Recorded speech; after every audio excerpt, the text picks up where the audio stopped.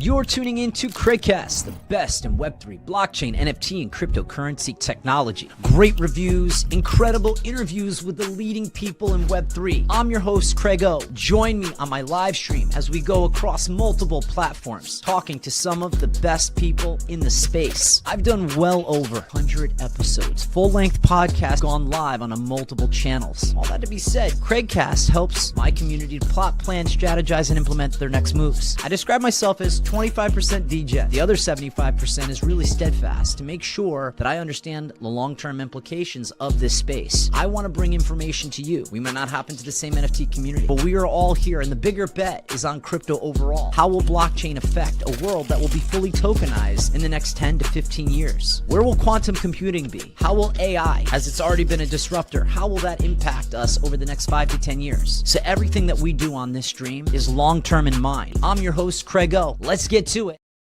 What's up, everyone? Craigcast back. I'm your host, Craig O, and I'm joined by John Gotts from Digital Gold Talk. We're going to do an MVX review, as I just had on Benjamin Minku, who's the CEO and co-founder.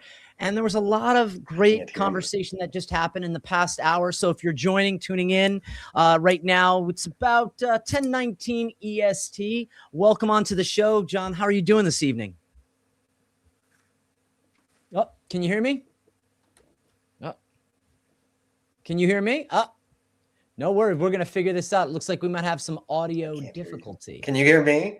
I can't hear you. You can't hear me? I can't hear you. No. Hold on a second. No way. Not a thing. Wow. This is crazy. Hold on. Sure. What in the world is standing by, waiting for testing 1 2 3? You can hear me testing. though. Yeah. Yes. Can you hear me now? Testing. No. No, funny. I heard you guys in the testing. Just nothing now. 0.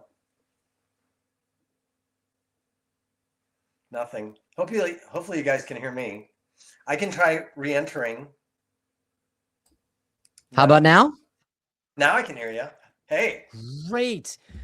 Well, thanks everybody tuning into Craigcast. I'm your host, Craig O, joined with John Gotts from Digital Gold Talk. We're doing a quick recap on all things MVX, as I just had an incredible conversation with Benjamin Minku, who is the co-founder and CEO of Multiverse X, and our beautiful, beloved token EGLD. What's up, John? GM. Hey, you have such a much better intro than me, man. I got to get some professional. It's funny. That actually came way when COVID happened. I was like, I want to be not famous or anything, but like I want to be a personality where people tune in and they listen. You draw them in, and that's why I love the videos, because it's genuine acting if you believe in what you're sharing. You can't sell something if you don't believe in it. And speaking of selling something that you believe in, I was really excited coming off of that conversation with Benny. And so I wanted to kind of share some insights, some of his predictions, where his focus lies. And then, you're a big EGLD holder. We know how much you don't like Bitcoin. Is that fair to say? Is that okay? It's okay, right? That's really fair. That's super fair. Okay, that's really fair. Okay, good. All that to be said, he's really heavily focused on AI. And I said to him, leading up to this conversation with you, Benny, I said, one of the things that was really important to me was to really play around on the app and really understand it. And I've got some friends that are very closely tied to the space who are providing liquidity on different protocols on the app. And I wasn't specific because I don't want to be. There's a reason. If you're not there and you're not building, I'm not going to go have you copycat me. And yet you've put in no time. I put in some time into this. So providing liquidity and earning yield by staking. So I'm curious for you. You have the Xportal app. You obviously have EGLD. I'm not asking how much EGLD you have. And then we're going to get into what Benny said. What are some things on the app specifically that you like to do? Well, so to full disclosure, I own no crypto that I talk about. Literally, I don't own any crypto. And there's a reason. The fund will. but that's very transparent. The fund is very transparent that we're going to raise a certain amount of money. We're going to divide it equally amongst these coins.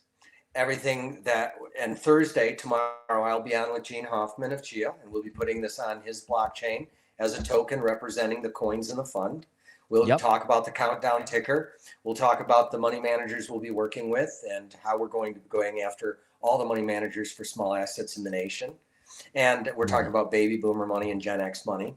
Okay, we're going to be talking about how people will be able to find those money managers in their state and work with them.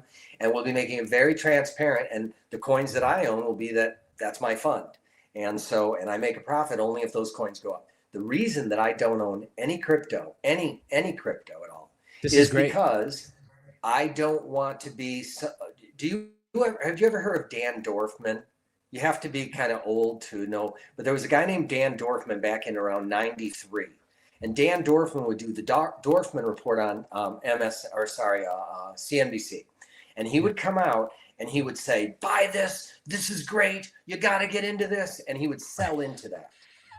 And the thing would spike and he would be selling into it. Before the markets were going down, we would literally, we were being called the signal. We would talk about a coin and it would go up anywhere from 10 to 20 to 100 or 300% within a matter of a week. And I immediately was like, oh crap, because if people started to think that I was doing that, not only is it illegal and unethical, but it would ruin a reputation. So full disclosure, we don't own any crypto. I don't own any crypto, and the crypto that I will own will be in the fund. As far as X Money Portal, I think that it's brilliant. I think that they essentially took over the PayPal of Romania. X Money. They are making it X Money. Yes. Right. Yeah, no, it's incredible. And I haven't played around much with X Money. And I'm looking forward to it. But imagine that crypto, the crypto that you believe in, the infrastructure. And one of the things kind of just going in, and then I do want to talk about your fund because this shows a little bit about you as well. I know we were going to do the MVX review. But one of the things that he said is that where is it? I'm just looking through all my scribbled notes. Basically, that EGLD will represent the currency or be the currency, one of the main currencies, if not the main currency for AI. And that's a very powerful statement. And one of the things that's happening is, as his banner says, is build differently. It's on his banner on his page. And I think one of the reasons is that you've got all these big L1s. Vitalik just last week had a tweet and he said kind of the quiet part out loud, which is that the L2s are kind of, in short, they're garbage. They all know it's garbage. It's all this kind of like, it's a circle. Everybody's shaking each other's hands. Just saying. All that to be said, when it's boring, when price retraces, I mean, last conversation that I had with him was in August, and price retraced by about 68%. So if you just look at EGLD compared to the dollar and fiat, and you try to compare it, and you see this retrace in value, and that's all that you're tying it to, you've lost the overall thesis of the message. There's value there. There's things that he's doing. So for instance, one of the things that he said, and I want to get your opinion on this, he has 3 predictions. Okay. And this is concerning AI. He goes, loss of jobs. Labor is going to be really challenged. And I think you might agree with that. He goes, more people are going to become builders. The only thing I couldn't help to think of when he said number 2 is, I don't want you building me a shitty app because I'm not playing with it. And then the third was, whether it's 3, 5, or 10 years, the shock absorbing of labor. So labor is going to change. And I said, what is somebody that can, what can someone do to stay ahead of that curve? And he's like, really learn about low code, no code solutions with VibeOX, play around with Gronk, really start to take in the information and think differently. What are your thoughts about his predictions and where we're going long term? Well, as far as retracement of the coin, I think that has nothing to do with the underlying value of Multiverse X and everything to do with all of these coins being coupled to Bitcoin. So it is not the exception, but the rule that if Bitcoin goes down, altcoins go down. It is the exception when that does not occur. Would you agree? Yes. Yes. I mean, so I think our overall market, I said, it's got to be really tough, Benny. I said, look, can I say in one sense, because I was thinking about it, you had me thinking differently about Bitcoin, and this isn't to bash, and I actually made some moves after our conversation, in part because and I'll share this with you offline. And I say that because I want people to make their own moves and I don't want them to be judged. But I was a Bitcoin's gold. And I think it's very important. It was the first. There's something truly special about it. I like ordinals. I like people or community participation. It's part of the reason why people get in these cults is that you get involved in a cult, but you don't know the value of or the lack thereof value. All that to be said, Bitcoin will be around, but I think it's going to be blockchains, L1s like EGLD, MVX, that are going to be thriving because they're the ones that are going to be able to do these microsecond finality transactions with Supernova. There's the ones that have the safety rails when you start to play around with AI. I just think they have genius minds. And I think Bitcoin is limited, I think fair to say, limited in what it can do. It's kind of like regular gold. You have silver and gold. Silver is used for AI data centers. Silver, 3 ounces goes into a Tesla. All right. Whether before you think or after you think Elon lost his mind. Sorry, I had to throw that in there. But my point being, and I know you don't think that. And they go into either, satellites. And I heard that, I don't know if it's true or not. They said, Craig, I heard today that SpaceX is going to merge with Blue Origin, Bezos' company. I don't know if this is true. I haven't checked this. Interesting. Of course, if you merge Blue Origin and SpaceX, the new name would be SpaceX. But I mean, really, but it means that Bezos has given up, and that's fine. But that the government is going to give them some kind of a massive contract. I heard 1 million satellites, small satellites circling the globe for AI. I don't know if this is true. Again, this is conjecture only because I just heard it today. I haven't checked it out. But silver goes into all those satellites. They put 1 million satellites in orbit, and then there are the electric cars, and then there are the solar panels. They're trying to do with copper. They can't do as well with copper. There's real industrial demand for silver, and my understanding is it is outstripped what they can mine, what it has been discovered. But that's the thing. That's the thing, John. I feel like last week what happened, I feel like and I did the video on the puppeteers. I don't know if you saw that video, and I kind of said, the global elite, they push these agendas, and you don't have to be of a left or a right to understand that the people who control the board, they control the money, they control the power. So well in advance, they set the standard on price. Price go up, price go down. And you're like, wow, this is all organic and natural. And I just was watching it, and I'm watching a couple of my really smart friends. They're like, Craig, today I'm taking a short. Do you want to take a short with me? And I was like, look, I'm all right. I watch what I watch. And again, I'm very, when you talk about crypto, and again, I want to learn a little bit more about your fund. Yeah, people talk too much. Look, they're earning themselves towards the wrench. You saw the GameStop thing that they did, naked shorts. Yes. Silver contracts come due at the end of a month, and it was the end of the month. And so they had to deliver. They had to actually deliver. And so what do? The banks had shorted it at a much lower price. They were way, way, way out of the money. And the only way that I see that they could have made a $15 trillion drop is if they created naked shorts. In other words, they filled the positions by selling down silver with paper that didn't really exist. And because they control all the cards, no one gets to see them. Isn't it interesting that at that exact moment, they do a 2 million page Epstein drop? So they say, look at my left hand. Don't look over here. 15 trillion. Biggest drop in history in value. 15 trillion in a day. In a matter of minutes, they did that. And then at that low, they went and filled their silver contracts, and now it's on the rise again. And everyone isn't looking at that now. They're looking at the Epstein list and whether or not Bitcoin was actually funded by Epstein and Brock Pierce and Charlie Shrem and the Bitcoin Foundation. And, I don't know. It's going in that direction now. I think it's all kabuki theater, bro. Again, you just sit down the show, you grab the popcorn, and I think people have like hard, latent opinions. That's why, for me, we talk about, global politics. I want to talk about as it relates to money. So right now, as I had mentioned to you, still, I'm deep into this book by Ray Dalio, and he talks about the 5 forces, but he talked about the 6 stages.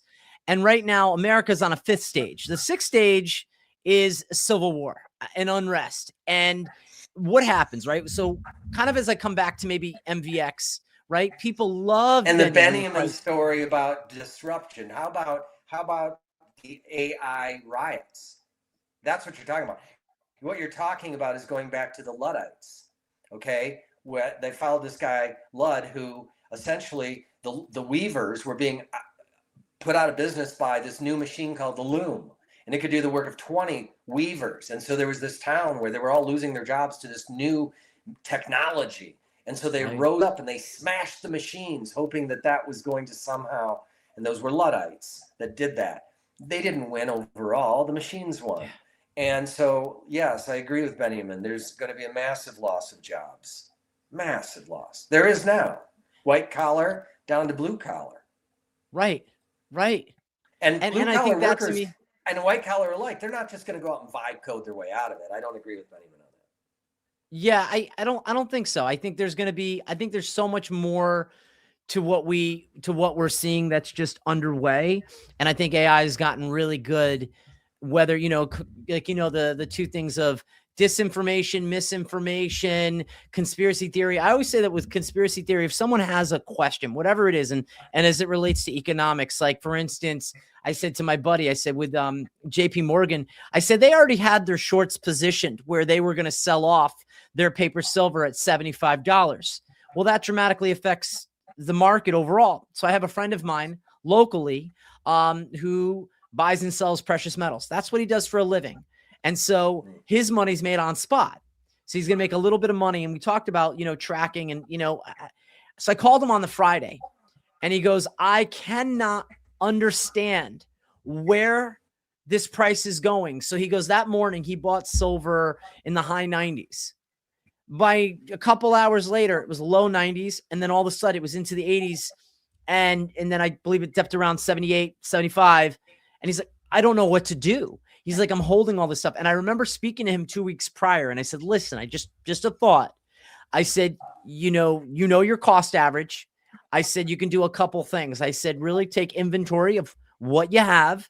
And I said, just be prepared in advance to sell. And then I also did talk to him about the shorting. I think you can play in two different things. I don't play in the shorting arena, but there were a number of people in my network who were like, Craig, I'm taking shorts. You should take a short. I'm like, I'm good.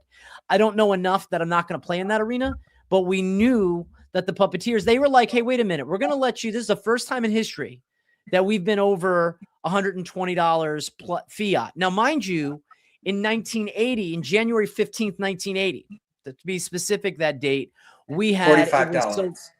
It was actually, according to his book, it was $50. So I went into GPT and I said, well, yeah, you're right. Totally. But what does $50 represent? What does $50 represent today? $195. So there you go.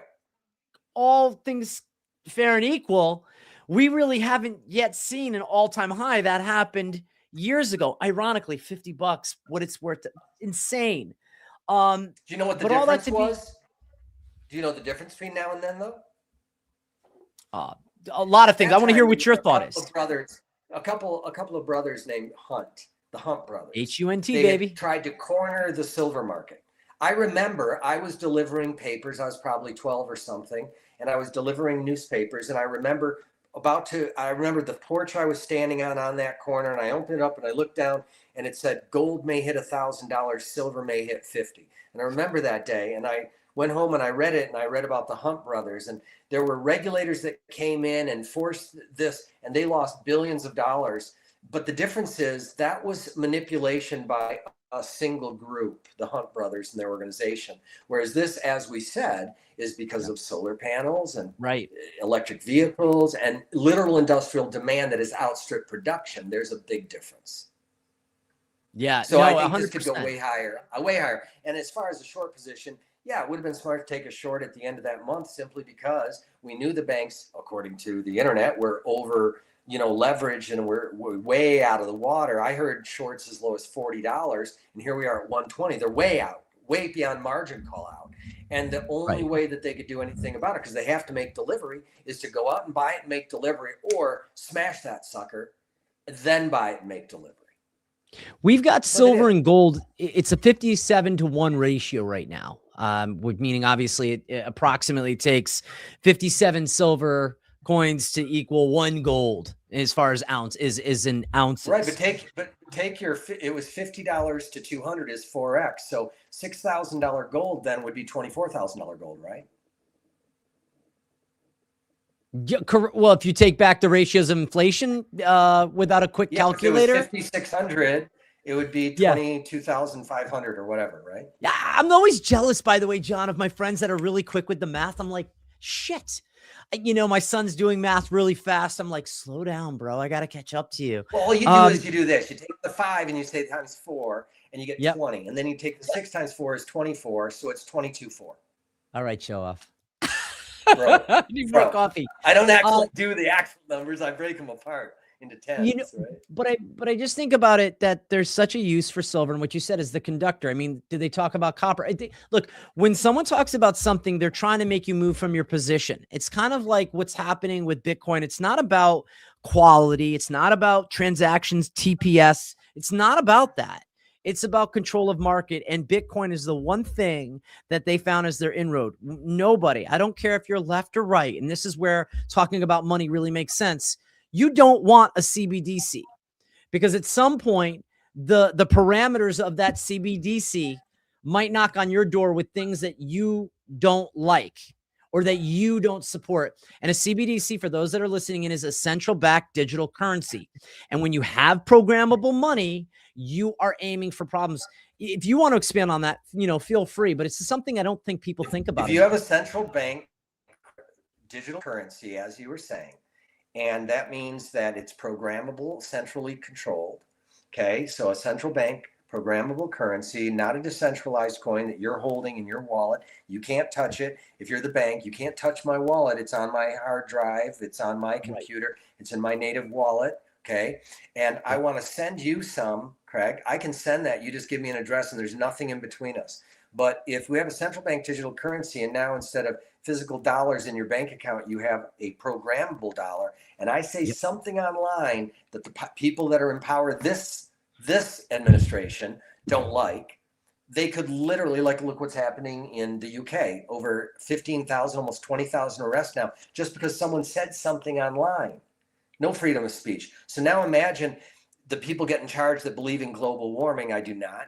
And they say, oh, you've spent too much petrol or too much diesel this month. You can't spend anymore. And because we know Craig is your friend and lives across the street, we noticed that you went over to the pumps with him and he bought you some petrol. Shame on you. We're shutting both of you down. You can't spend on anything now, Craig. You can't spend on anything now, John. You exceeded what we told you could not do. And that is scary.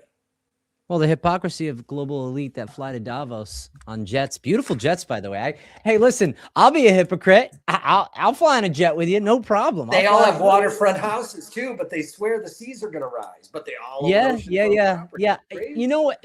I guess the thing is, it's, you know, when there are challenges in society with money, because we all are vastly different on our thoughts and how we approach life. Something similar. I believe in open dialogue. One of the things that I think is really interesting, and again, it goes back to the CBDC, is that there is no such thing as free speech. We say it's free, but any speech, any words that leave are either, you either have your echo chamber will agree with you, or they're held against you. And that's where I need people to understand about programmable money and why that's dangerous. Because while you might support it because you agree with the powers that determine the control mechanisms, at some point, the power that has the control mechanism knocks on your door and says, hey, by the way, what you wanted or you accept it, we don't agree with. And because of that, you can't spend in this way.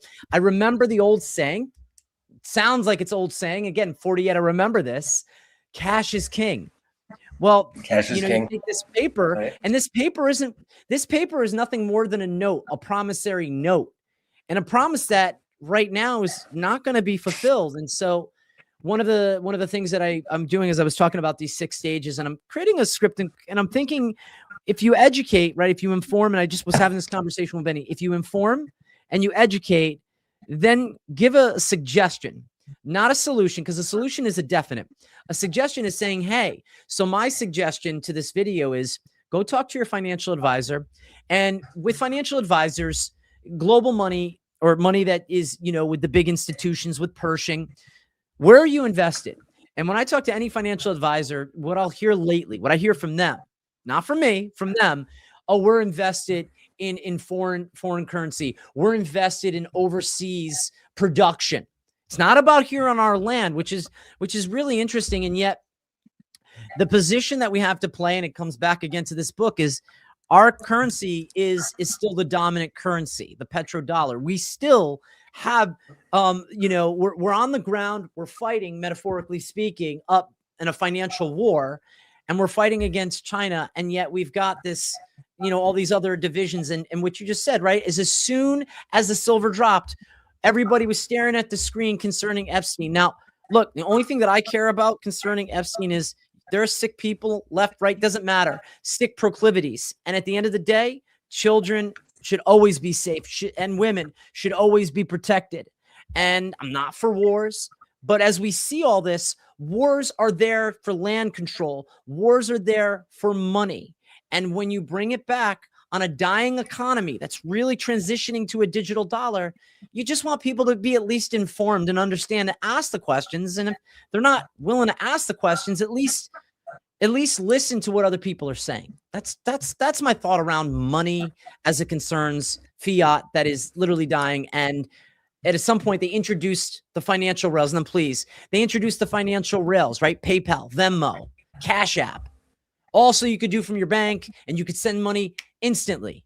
That was all there years ago in preparation for digital currency, blockchain. They already knew what was coming years ago.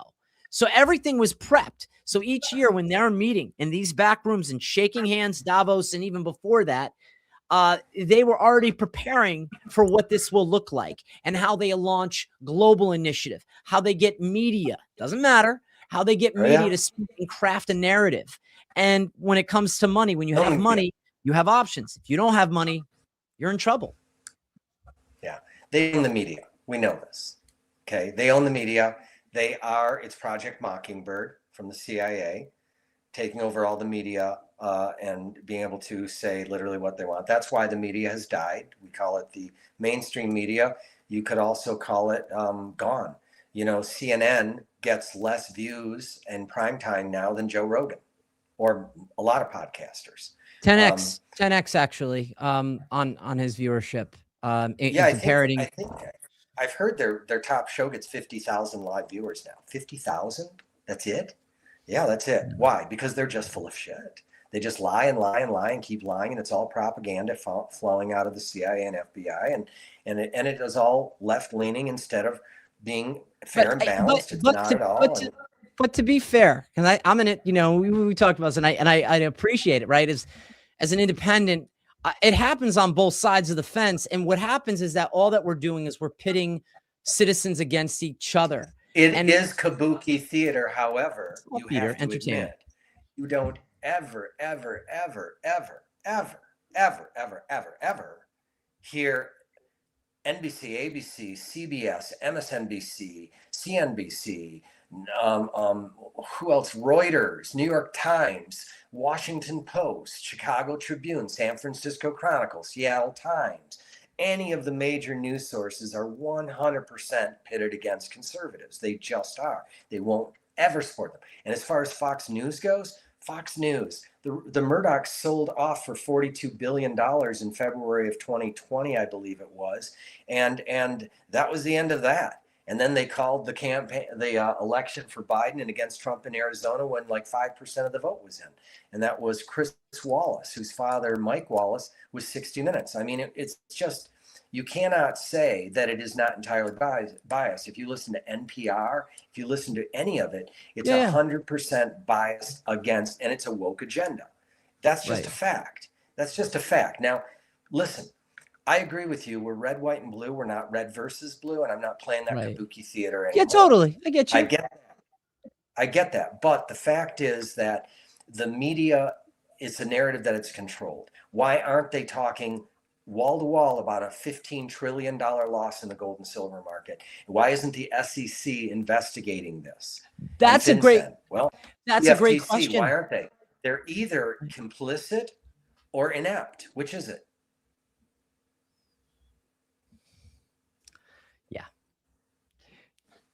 It's one or the other, because Yeah. they're supposed to be there to protect the retail investor. I The I retail would investor got Yeah. hosed, Right. and yet Right. no investigations, nothing.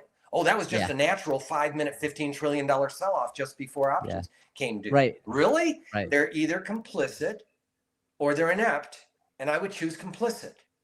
Yeah. I feel, I You don't look think, at the look, if you're people going to that put run yourself, these organizations, they're the same ones that don't run the banks first. Okay? yeah. They run the banks, and then Goldman Sachs. Every single chair or governor of the Federal Reserve first works at Goldman Sachs. Yeah. Why? And Federal Express, Federal Reserve, they're about both as federal as the other. And in fact, Well, the if you Federal had Reserve both is not of them- federal. By the way, the No, of Federal course not. Reserve, I know, you know that, but again, for some that are listening in, they go, "Oh, the Federal Reserve, it's part of our federal No, it's a government." group No, of it is private not. bankers. Private It's member bankers. banks. That is That's true. right. That is true.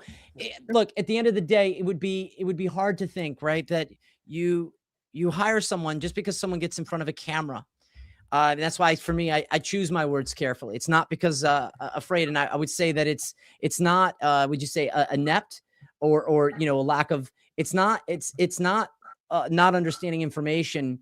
It's sort of, they put a sheet in It's front of complicit. you if you're paid, and It's say, complicit. "We paid They're for you. complicit. You're our employee. Read this. Here's a teleprompter. Read it." And I think If that's you why don't people have turned away investigations from, into a 50 if you don't and that's have why people turned away investigations from into a media $50 trillion in general. red candle, then you're complicit. Right. But that's why Because I people don't think turned they are away from, inept.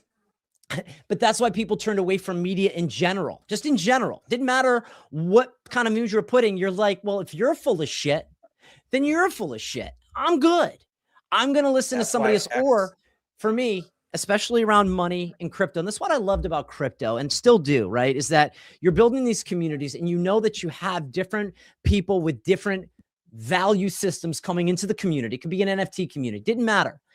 And you would see them coming in. And then I do want to talk about your fund and a little more about Benny. But there was almost something kind of cool because it united people. That was what I found when we were all in our homes. And I found that there was sort of a community where you get online and you could build a value up. And maybe while you're sitting at your desk, in your basement, maybe you'll make some money. And I think that was kind of interesting. I don't know that I made a whole lot during that time. I learned a lot. I learned about human behavior, and greed, and I got to really appreciate that. And to me, that's really important, is that I value the relationships.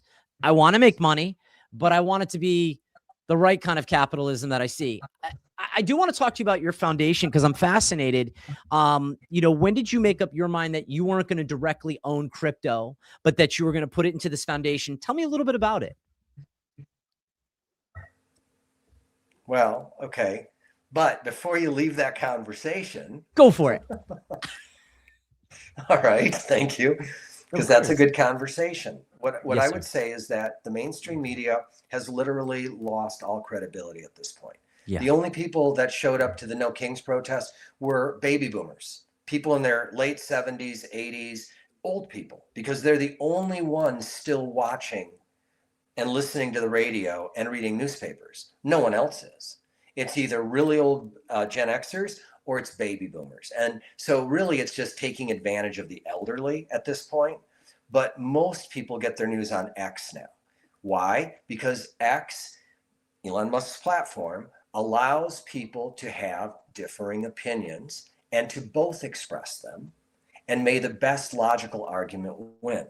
And that is why the younger generation, younger than baby boomers, Gen Xers and before, that's why they're on X, because you have to have a free and open platform. In the UK, it is a test to try and see how much they can buckle down on free speech. And of course, they're playing this out. They did with the Canadian truckers in Canada. New Zealand is also now no longer a free state. Australia, if you didn't mask up and get the experimental shot, you were put away literally in an internment camp in Australia, and you were not allowed out until the thing ended or you agreed to take experimental drugs into your arm, which, by the way, is against the Nuremberg Code, which literally is pronounced in the first part of it, which literally has death by hanging to anybody who would force you to take an experimental medication. Okay. It never got FDA approval. It never literally did. And they literally changed the definition of a vaccine and no longer required it to be tested on, I don't know, women of childbearing age, pregnant women, because they found those tests were very bad and killed off the babies. There is now a 50% morbidity rate amongst first trimester mothers in Elko, Nevada. So says my mother-in-law has been delivering babies for 30 years. And those people all got that experimental medicine.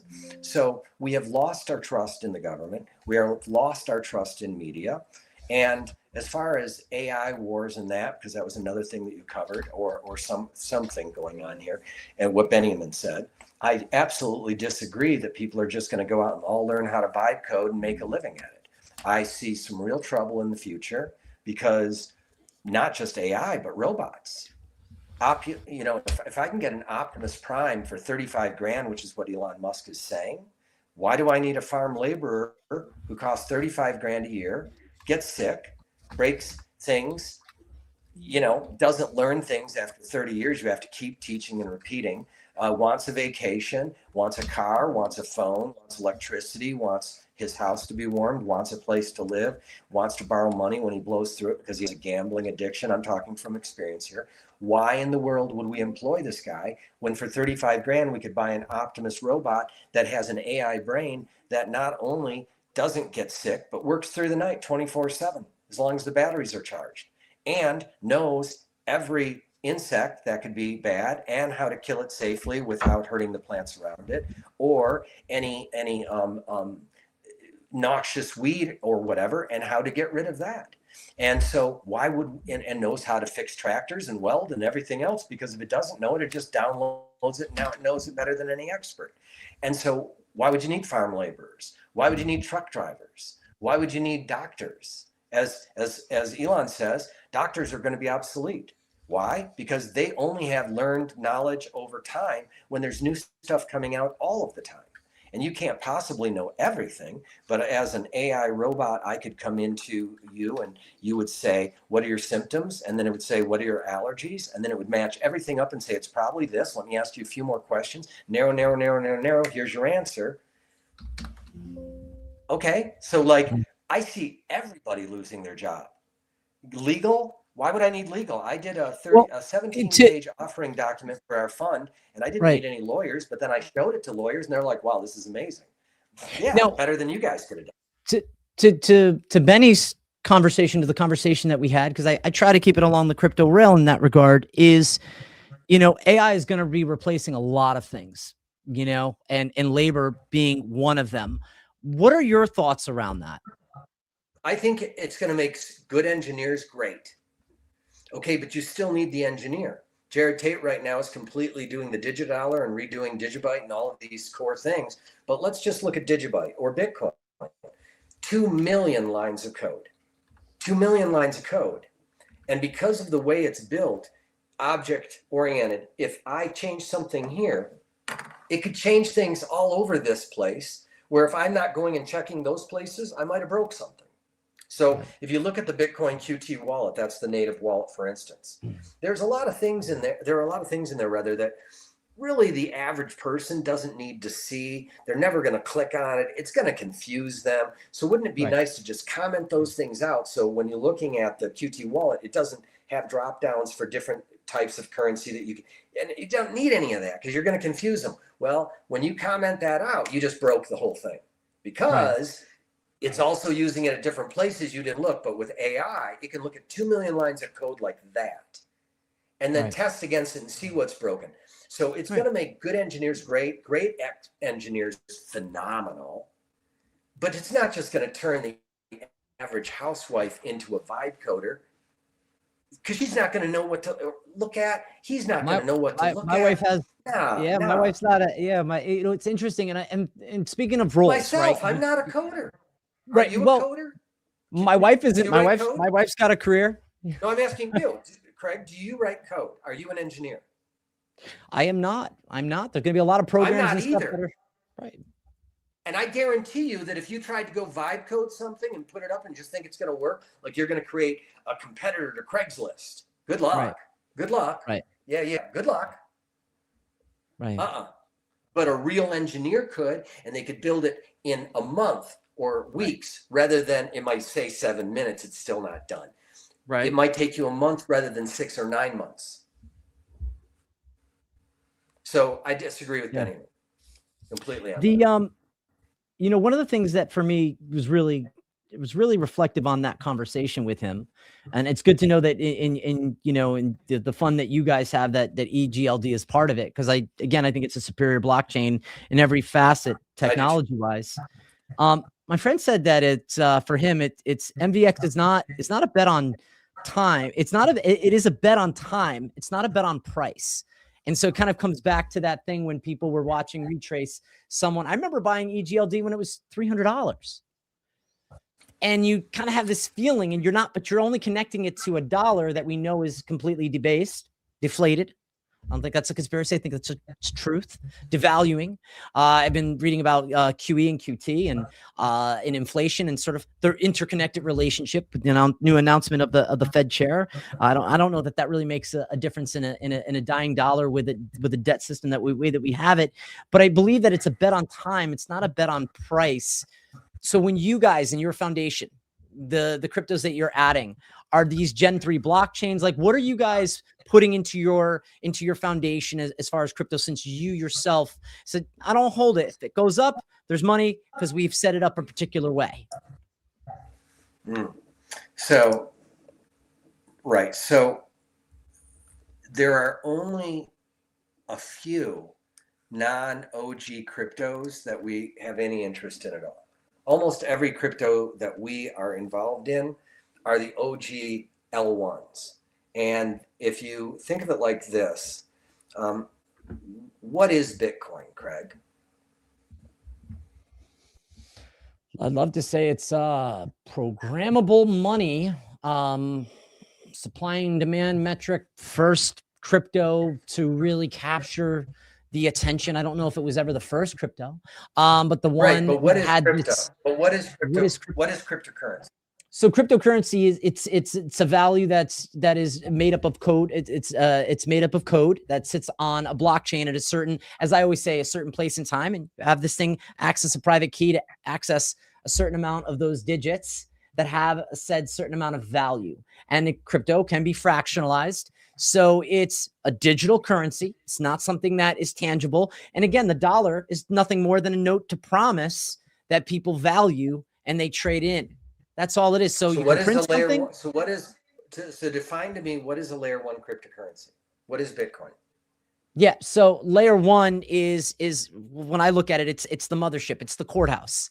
And the L2s, if you were to say it's sort of an example, if people are listening in, they operate separate of the courthouse. They're, you know, for instance, with Ethereum, they were having a problem with their transaction speed. And they went from, if I'm correct, they went from proof of work to proof of stake, where you needed validators to stake up a certain forget proof of stake. I'm going to define it for you. And it's okay. 99.99999% total guess of the world can't answer that question for some reason. So let me make it really simple. Okay. If you remember BitTorrent, Bram Cohen's genius product, it allowed computers to download something called a media player that would store little bits of different pieces of media. And what was the payoff for you to do this was that if you allowed other computers to take some of these bits from you when they're trying to reassemble a piece of media, you could also do that. So if I want to watch a television show or a movie or music, we can pretend it wasn't pirated content. It was. Not Bram's decision to do it that way. It's just what it became.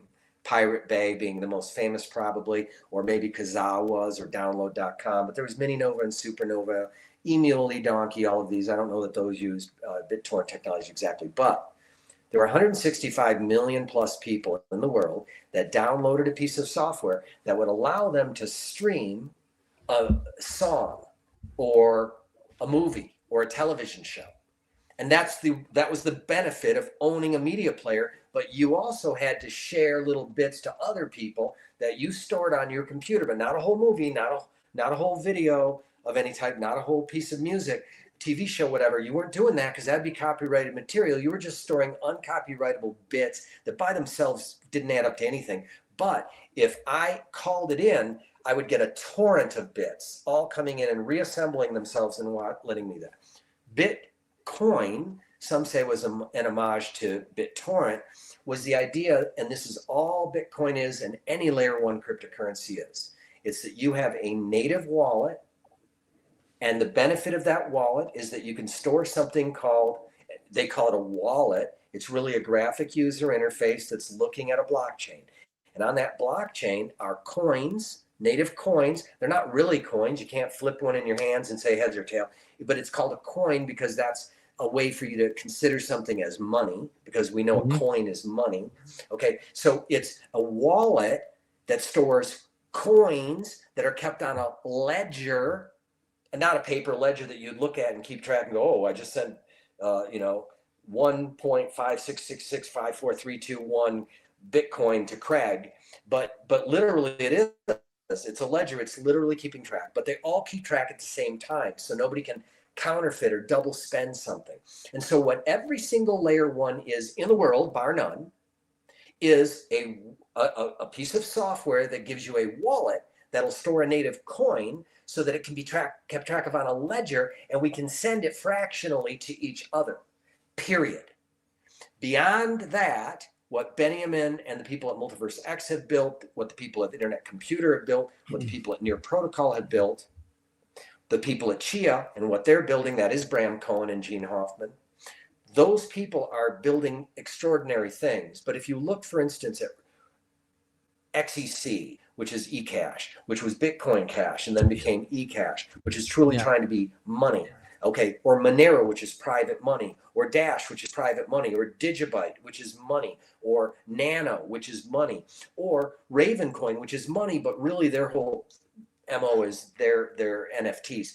What all of them have in common, and I mean every single one of them, and now we've picked up Z Classic, which is a hard fork away from Zcash, which we don't like. But literally, they are all the same thing at their base level. Now, the fact that Multiverse X is building all these other really cool things, and ICP is fully sharded as well, and you can store so much, and you can build something and vibe code it and put it right there and store it on. Yeah, that's great. But those are benefits that are going to drive adoption to that blockchain. And adoption to us is 70% of the value of any coin.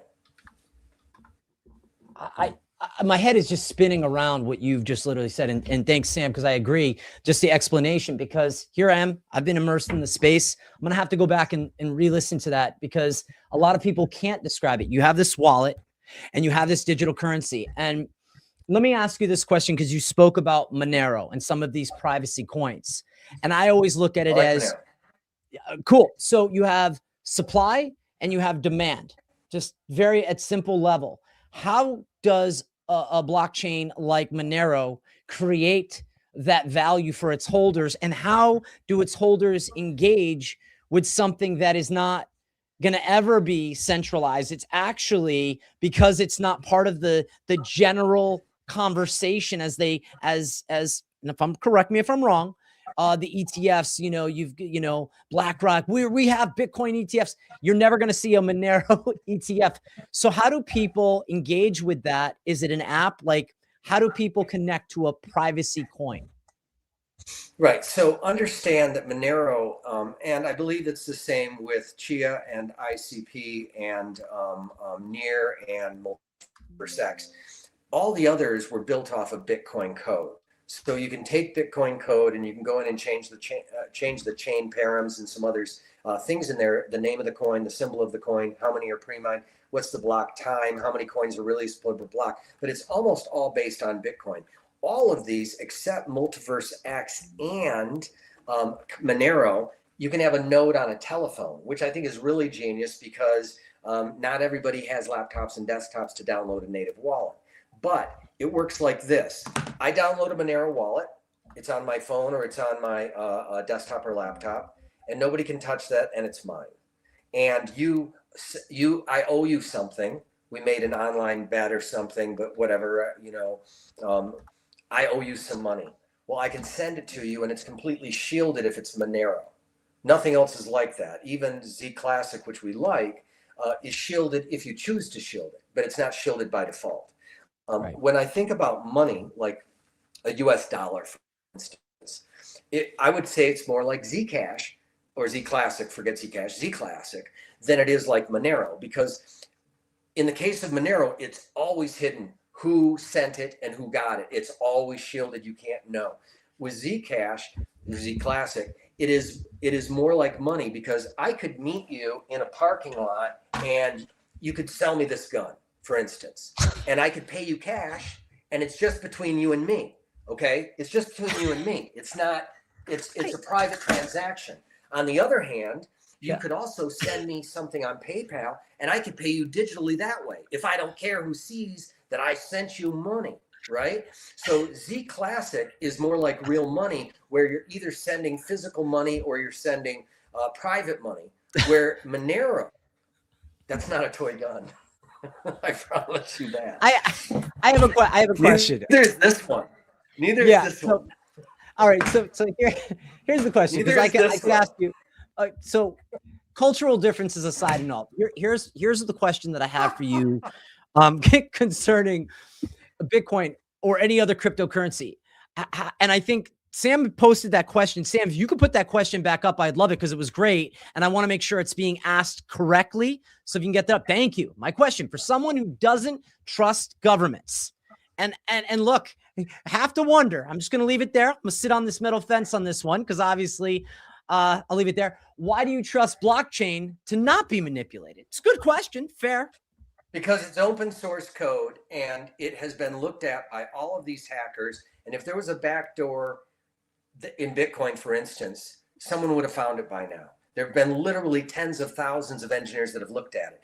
When you look at a blockchain like Bitcoin or any of these, Digibyte, Dash, any of these, EGLD, they literally have it on GitHub, and you can download it. You can look through all those lines of code. If there was a backdoor, it would have been found. Whereas my bank, I have no idea who built the software for my bank. I have no idea who can hack in there or who can't. If there's a backdoor, there is a backdoor. My bank and the government all share my information, literally. So guaranteed there is a backdoor, guaranteed they know about it. If I had a way to manipulate it, I wouldn't tell anyone. Well, maybe if you're the bank, you wouldn't, but we know that. And by the way, too, if you're the blockchain and you don't put your source code out there so people can audit it, no one's going to use it. So where's the back door? I don't know. Bitcoin's been around for 15 years and nobody's found a back door. Makes sense to me. You know, I like that. I like that back and forth. That's why open source matters. Auditing code matters. No one in the cypherpunk space is going to trust a blockchain that won't show their source code. Using the press. Well, yeah, but that's totally something different though, Ari.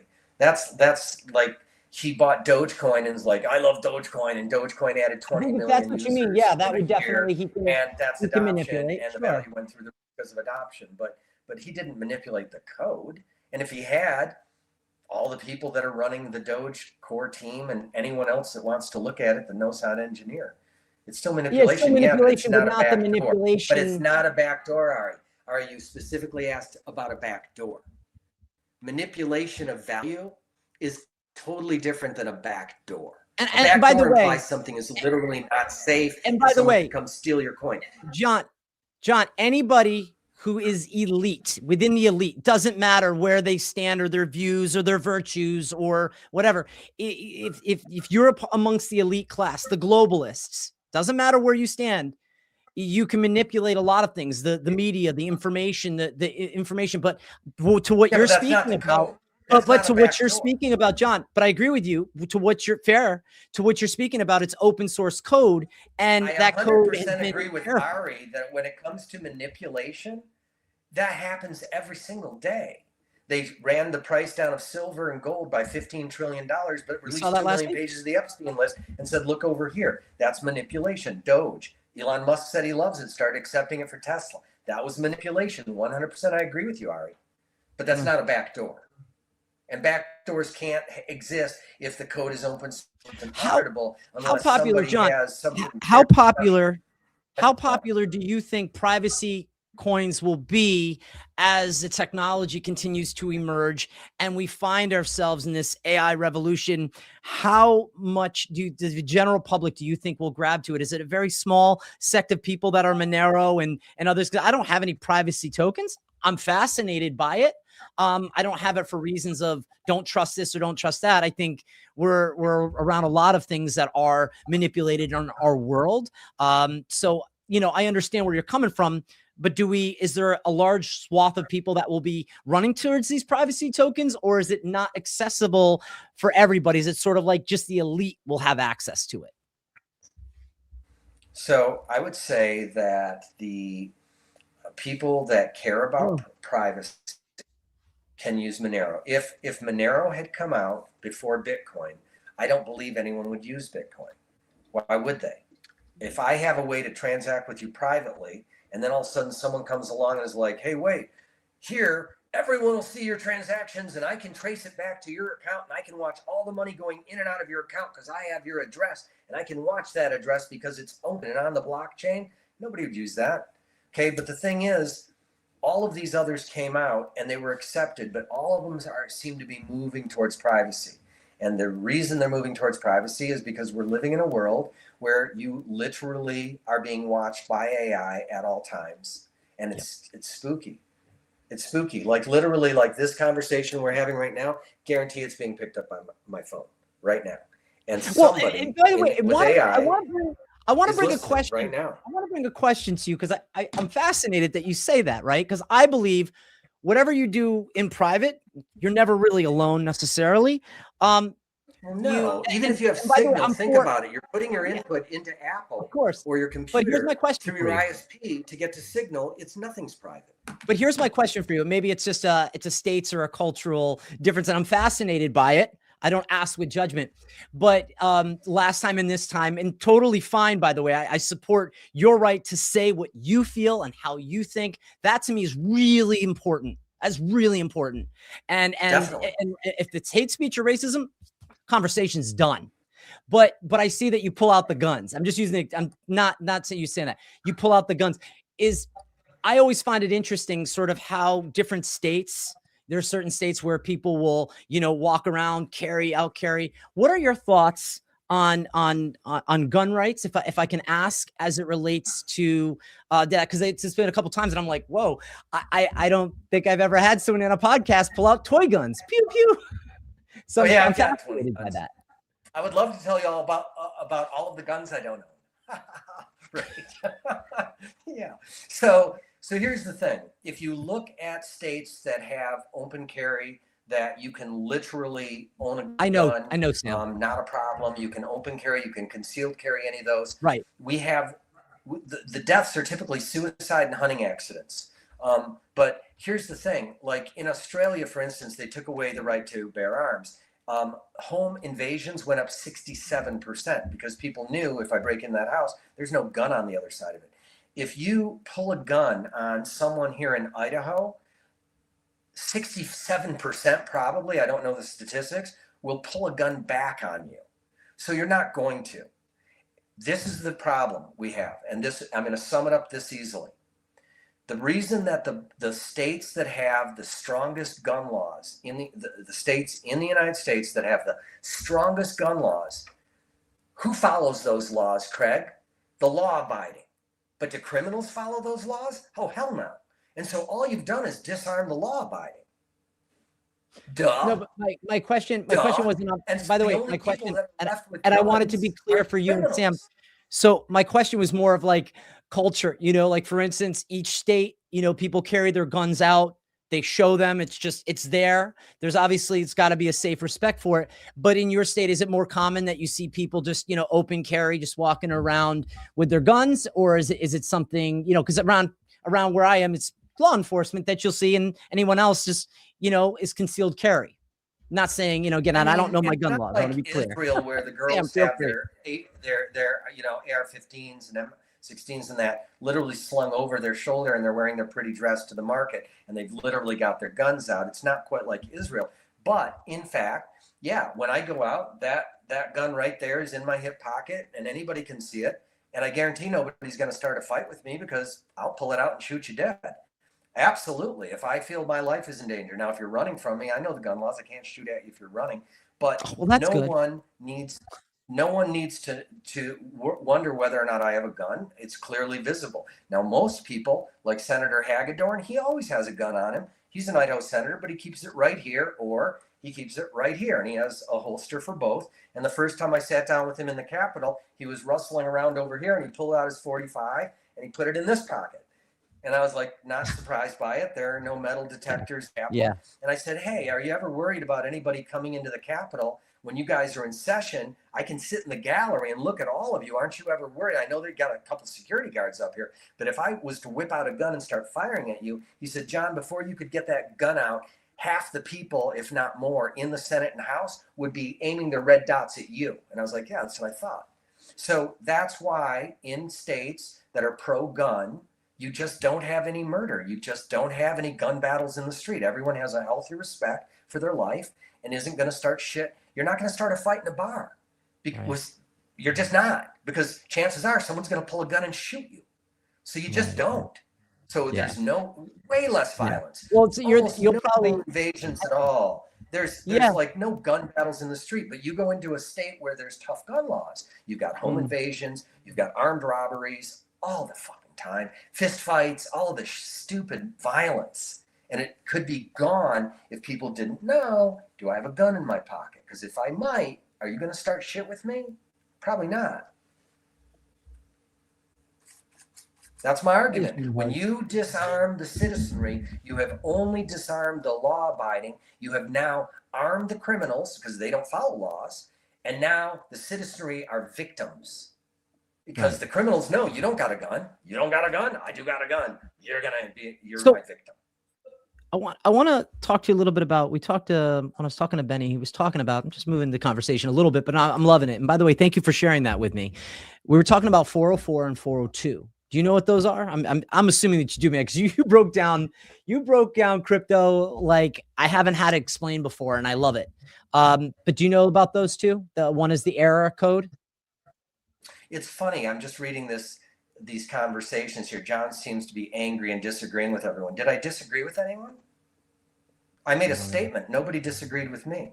So I'm not angry, nor am I disagreeing with anyone. I'm simply saying we're just having dialogue. You were having dialogue. You asked I'm happy that you're tuning in. You asked me. Feel free to post a comment. Feel free to post your comment. We're in Idaho, and in Idaho, there's very, very little murder and almost no home invasions or home break-ins. And you go into a state with strict gun laws, the opposite is true, and that's just a fact. Go look it up.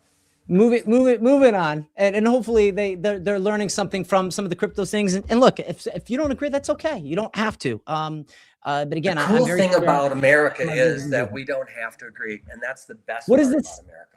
Great question. But I do want to move on from guns, Sam. Can we move on from guns? I had been wanting to ask him that question, but Sam wanted to post that question. What is the state? I'm going to guess New York. I'm going to guess New York, or I would guess New York. If I had to guess, I would say it's New York, and it might be California, but I would guess not. I would guess. I'm assuming he has the answer. Maybe he'll post it in a second. So let's talk about. No, I'm just going to ask right now. I'm going to ask Grok.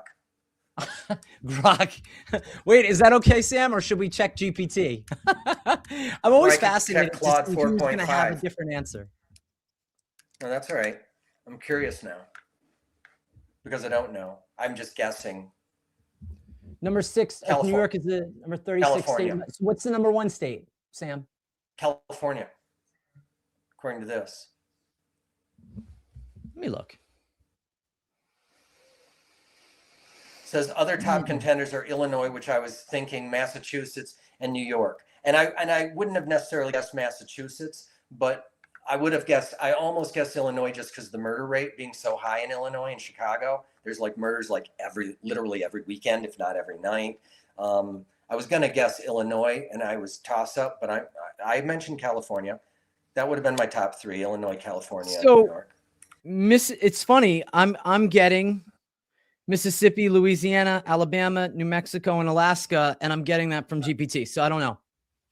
You're talking about the strictest gun laws? Yeah. Yeah. Well, no, with the most gun violence. Oh, no, you asked for the most gun violence. I was asking for, you asked Yeah, the strictest there we gun go. laws. All right, fine. I'm going to come on just because it's faster this way. Just to challenge you a little bit, sir. I would actually say Connecticut is some of the strictest gun laws because of their reaction. That's what it said here. Government. That's what it said. Huh? Oh, it said New York and Connecticut. Top contenders, number 2 is Illinois, number 3 Massachusetts, and frequently in the top 5 New York and Connecticut. And the only reason I wanted to raise that point was because all kudos to Idaho, who ranks 48th in per capita gun violence. Yeah, there's no violence. According to Wikipedia. Now, I don't know if that qualifies as big media or anything like that, but it says Idaho's 48th. But Connecticut is number 40 and 36 New York is 36. Whereas for the top violence, we've got Louisiana, New Mexico, Alabama, Tennessee, Missouri, the Carolinas, Mississippi, Arkansas, and Maryland. And that's all I was going to say was that I was challenging you a little bit on the statement about the strong gun control legislation causes more violence. That was the only thing I was challenging you on. But I appreciate everything else you're saying, sir. Right on. And, look, as far as Wikipedia goes, that to me is as truthful as Google and NPR. But, again, we don't have to agree on anything. When I typically disagree with somebody and I don't want to go any further, I just say noted, but we can keep going. I'm happy to keep diving into other AIs and ask them. I didn't trust Wikipedia with my life, Oh, no, this is good. I mean, look, at the end of the day, I think what's really cool is that there's this free verse of conversation and dialogue, which is really important to me, as long as there's respect in the room, and it always will happen. Yeah, data sources are really important. I want to come back to that 404 and 402. So 404 was the error code, but 402, Robert, who is, I guess, one of the head developers over at MVX, I've spoken to him before. It sort of has to do or deals around, 404 not found. Thank you. 402 is about payments. So I'm very curious to see how the old technology that we had, which is sort of the setting board or the springboard, because when do you think blockchain was created? Was it the 70s, the 80s? And Sam might even know because he's a little bit tech. By the way, Sam is like major tech, but doesn't really swim in the blockchain pool. So you're kind of classes in session for him and me. But when do you think blockchain was kind of initially started and gained some legs? 80s, 90s, 70s, maybe? Crazy to think Well, that. I mean, okay, so like if you're going back to the first digital money, you'd probably want to talk about Diners Club. It was a piece of paper, but that was the first credit card, right? Okay, Diners Club. We're going way, way, way back. But if you're talking about the cypherpunks, you'd probably look at 1989 DigiCash, 94 was CyberCash, 97 was Hashcash, 98 was Waydai's B-Money. In 2001, there was BitTorrent, and again, I would say that lent a great value to this entire space. In 2003, you had Linden Dollars. Hal Finney's reusable proof of stake in 2004 was really important. In 2005, Nick Szabo wrote a BitGold white paper. It's a single page. If you Google it, BitGold, Nick Szabo, you'll find it.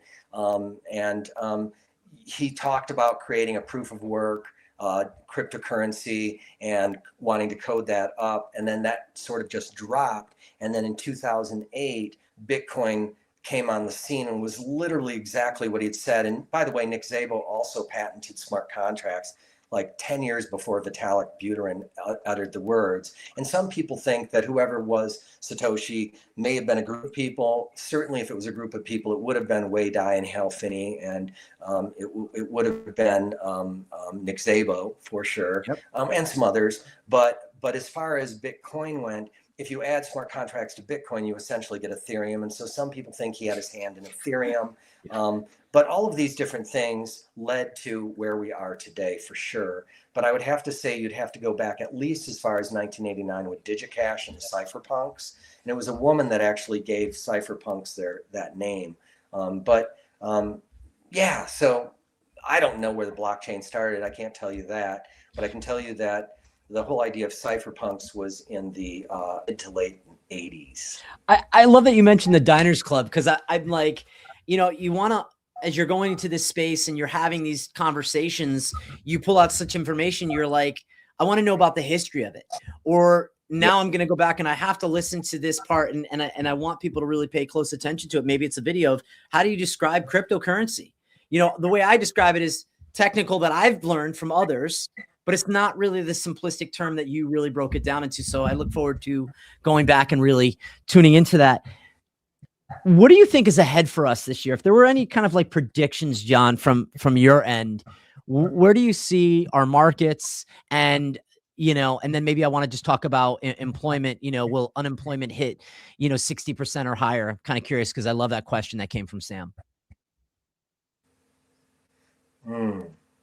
Well, it really depends a lot on whether or not we decouple these great L1s from Bitcoin, because, sure, Bitcoin was there, 2008, Bitcoin was there, right? Right. But, you had Litecoin and you had Ripple. And in 2014, you had several, Yep. Digibyte and Darkcoin, which became Dash, and Blackcoin, which was first proof of stake. 2014, you also had Stellar Lumens, which was, Jed McCaleb, who started Mt. Gox from, Magic the Gathering, MTG, started Mt. Gox. It wasn't his fault. Karpalus ruined that. He told him it had security issues. But Jed was really unbelievable and created Ripple and then created Stellar Lumens. Ethereum came out in 2015, and unfortunately, and I call all these coins, but what was created then with these smart contracts with Ethereum was just a whole host of things I call tokens, which are nothing more than, smart contracts essentially running on the back of a real blockchain, but they're not underlying blockchains themselves. This thing that I described of they sit on the back of a real blockchain, right? And that really, I think, caused a downgrade in this whole space. Everybody suddenly went from being really innovative to being very focused on making some money. And maybe even rugging started then, and then you had Zcash, Monero, and VeChain, and Cardano, and all these 2016, 2017, Tron in 2018, Cosmos, Algorand, Chainlink 2019, Hedera 2019, and now we're really starting to change. And so that change, what I saw really from maybe VeChain on Cardano, he did BitShares, by the way, and I left out BitShares. That was really incredible because what Charles Hoskinson and Dan Larimer created with BitShares was truly the first DeFi exchange. You could take margin positions, so you could short, you could go long, you could create something on the fly there. They kind of let that crumble, and there was too much infighting, and it kind of went away. And Dan went off to do what was it? Steam at steam.it, and then went on to do EOS, which was a complete scam in my belief, my understanding of it. It was a complete Ponzi. But Charles went on and worked as Ethereum CTO. He started Cardano, and that's, whatever you say about Cardano, it's pretty brilliant. All of this to say that all of these coins are better than Bitcoin. Everything I just named is better than Bitcoin. It's faster than Bitcoin. It has smaller transaction costs. And when you look at something like Multiverse X, which is where this conversation started and probably should circle back to, they've built something truly brilliant that is truly trying to be money and also trying to be infinitely scalable and extremely fast and extremely low cost to transact. And when you look at the Bitcoin blockchain, or the white paper rather, it doesn't talk about any of that stuff. It talks about having, it's supposed to be no government, and it's now all government, strategic reserves, and it's supposed to be no financial institutions, and it's now BlackRock and Bank of America and Goldman Sachs and ETFs and all this, and it's literally dominated by the things the white paper said we were getting away from. So that's why I just don't like Bitcoin. I just don't. And I think every other coin that I named, including Multiverse X, is trying to do what the white paper talked about and give us freedom money and privacy and that and liberty. And I don't see that in Bitcoin anymore, unfortunately. So, I mean, look, maybe the whole idea is that we will eventually, because it's not going to be anytime soon, I don't think, to decouple from Bitcoin, where people see value in other tokens that they say that's the gold standard. Maybe it's not Bitcoin. And again, I don't want to upset anybody here who holds Bitcoin. And while I hope your bags will fly to the moon, it's really about the evolution of the technology working for the greater benefit of people. And maybe I'll say people rather than humanity because that sounds too virtuous. One of the things that I had, when I was talking to Benny was about, what does EGLD represent to a holder? And I wasn't speaking to price. And I think it comes back to saying that his aim, and I got a couple comments in my DM saying, Craig, what he's really saying, or at least we think he's saying, is that he wants MVX to be the AI hub, the safest, most secure blockchain, and that EGLD holds tremendous value for the use of AI integration and payments and processing. And to me, that was exciting. And I think, again, he's building where it makes sense, and he's faced a lot of backlash. So, he's gone through the muddy puddles. Only because the price goes down. If the price had appreciated, he wouldn't be facing any backlash, and he'd be it'd be all love. Internet Computer and they have Caffeine AI and Multiverse X are two of my absolute favorites for those reasons. They let people vibe code and build on it, and they can store it because they are fully sharded, and so they can hold a lot of data where others cannot. And it's going to slow down everything else as far as transactions, but people don't go in those lanes then. But I think Internet Computer, and they're in our portfolio then, and so is a near protocol for different reasons, but they're all just fabulous. Love them. Now, we've been talking for about an hour and 15 minutes, and so I want to try to wrap this up in the next few minutes because it's again, 11:30, man. You gotta go to bed. It's fantastic, and I definitely want to go to bed, and I know Sam does too. But here's my question for you, John. What is it that, just in general, you want people to know about you as a human being and as a person in the emerging tech space? What is it that you want people to know about you? Nothing. Okay. You don't have to know anything about me. Now, I did create something that I would like you to know about, but that's not me. I did this with AI. And that is that if indeed all of these coins are blockchains, these L1s are really what I said. It's a native wallet with a native coin that's on a ledger. And all these things have that in common. Forget about the fact that Multiverse X and Near and Internet Computer and I love Chia. Forget about all the different things they're doing. Let's just boil them right down to what do they all have in common, right? So what I tried to understand is, I don't know, have you ever heard of a guy named Benjamin Graham? And he wrote a book called The Intelligent Investor. I've heard of him, yes. Okay. So for those that don't know, equities used to trade just like crypto, all on FOMO and FUD. Oh, we're going to create a new widget in the next quarter, price goes up. Oh, we didn't create that widget, price goes down. FOMO and FUD. If you look at charts of Bitcoin, it can't just forever be a chart go up right. Because what is this chart based on? China banned Bitcoin. China's okay with Bitcoin. Mt. Gox did hacks. This goes that way. FTX crashes. What does that have to do with underlying value of any of these individual coins? Nothing. And so when I look at this, having come from this space since 2012, I went into this space not trying to get big bags. And, I could have bought Ethereum for $14 and I could have bought Bitcoin, for $1 when I first saw that. That wasn't my point. I was coming from a venture capital space and an entrepreneurial space, and I was trying to understand, why is it that this isn't a security? And so I ended up working with, of the top 20, I worked with most of them, their lawyers. I want to talk to their lawyers. Why are these ICOs and why is this cryptocurrency thing not a security?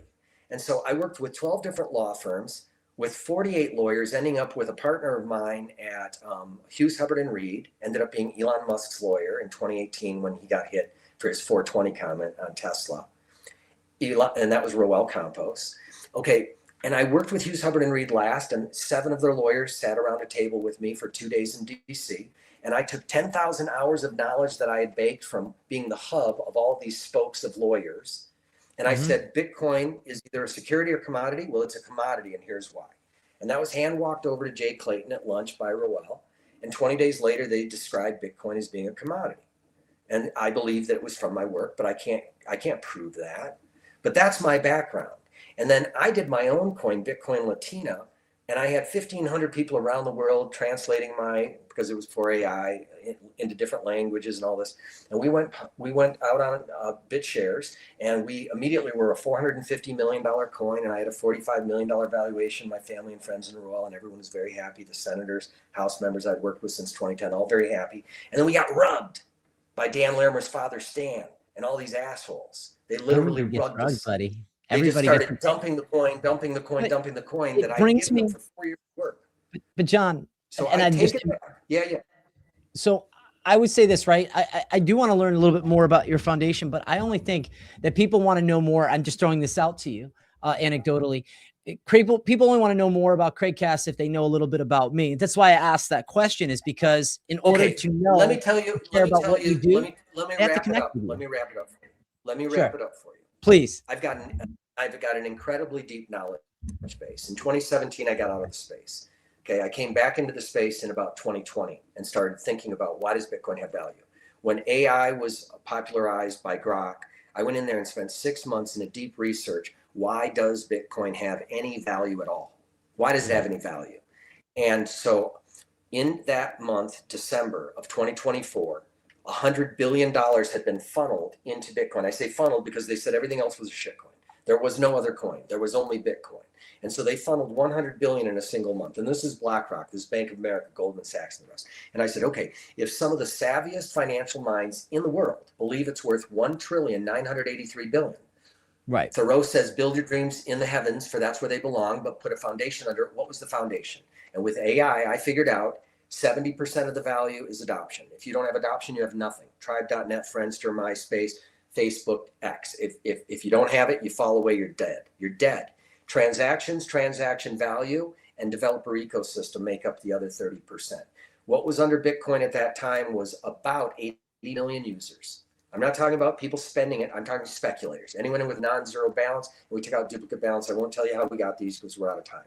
Okay, 80 million users, 6 billion transactions, 13.5 trillion in transaction value for that year of 24. And I'm not per month, I'm for the 24, and about 900 developers. So my answer to you is this: if you want to be worth 10% as much as Bitcoin, then shouldn't you have 8 million users? Shouldn't you have 600 million transactions, 1.347 trillion transaction values, and 90 developers? Okay, fine, fair enough. Okay, so if Bitcoin wants to go to 200,000, shouldn't it have 160 million users, 12 billion transactions, 27 trillion in transaction value, and 1,800 developers? If it wants to go to 1 million, God bless it, shouldn't it have 800 million users? You can't just have it for free. You can't just have it because chart go up right. We need a foundation. We need fundamentals. And so I created the digital gold standard benchmark. That's it. And that's why I look at these coins, including Multiverse X, and I say, based on those things, Multiverse X, which is growing faster than Bitcoin in usage and should be worth closer to 1,800 per coin right now, today. That doesn't mean if it grows beyond here. That's just saying where it is today, hobbled as it is. All right. So last quick rapid fire. Give me 3 quick predictions for 2026, and then we're going to close it out because we've been on for a minute, and I appreciate it. Ron, shout out to you, my friend. Well, okay. We're going to decouple from Bitcoin this year.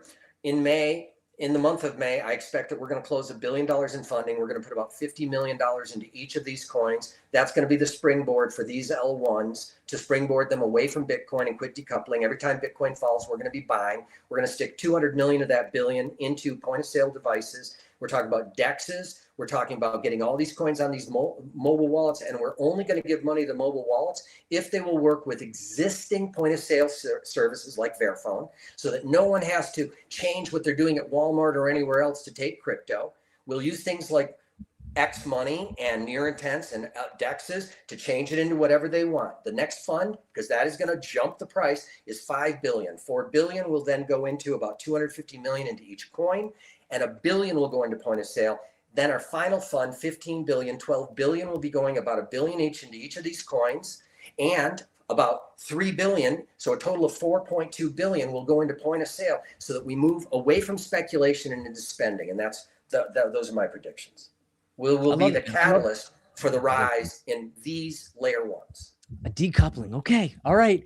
I'm going to hold you to that one. And I think again, a massive alt season. I said that it will be violent. I didn't put that in the predictions video. John, Not a thank you massive alt season. I didn't say that. I said a massive upsurge in the 12 L1s that we have looked at and believe are legit and are going to dump so much money into. I don't know what's going to happen with the rest of the market. It could die, and I'm fine with that. Okay. All right. See, you see how I have selective hearing, but I do want to, John, I want to thank you for coming and sharing your knowledge and your I information. want to thank you, Craig. I love Thank you, tuning into brother. your channel. I like different thoughts. And like by to the come way, on and have- guys, for those of you that think I get angry, when I think really, really seriously, I get this angry look on my face. But I'm, in general, a happy guy. And I only look mad when I'm thinking really hard. So thank you for making me think hard. You're well, good. All right. Means I did somewhat of a decent job, but I heard it all coin You're season. awesome. I can't wait to have you back on the show. You were awesome. Thank you for having me here, brother. Thank you for Ari for his hard questions and everybody else who thought I was angry, and that's cool. You're all good. Absolutely. I love you. Everyone, thank you so much for tuning in. If you're not subscribed to my channel, go subscribe and go subscribe over to John's channel. Share this post. Share this post. Get this man traffic. Get this man traffic. Follow him on X. Share this post. Make the X algorithm work. All right. It does. It does. All right, gentlemen. Stay on, John. See you. See ya.